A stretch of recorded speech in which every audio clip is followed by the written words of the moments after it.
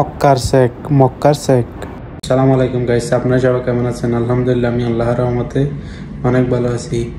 বর্তমানে মক্কায় প্রচুর পরিমাণে শেখ পুলিশ যাকে ভাই তাকে ধরতেছে, শুধু একামা চেক করতেছে।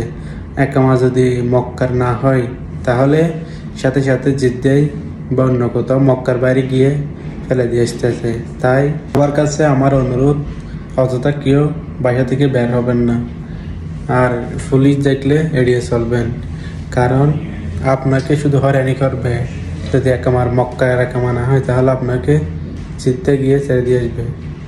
আপনারা দেখেন মক্কায় কি পরিমাণ চেক, প্রতিটি রোডে প্রতিটি জায়গায় চেক করা হচ্ছে একামা। আপনাকে বলা কোনো কিছু দেখতেছেন, কেউ দেখতেছে একামা মক্কার কিনা।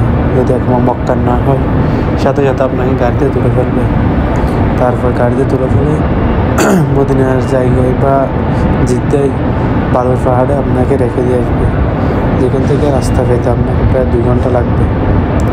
প্রচুর পরিমাণে চেক মক্কা। তাই সবাই যতই পারেন সাবধানে থাকবেন, অযথা রুম থেকে কেউ বের হবেন না।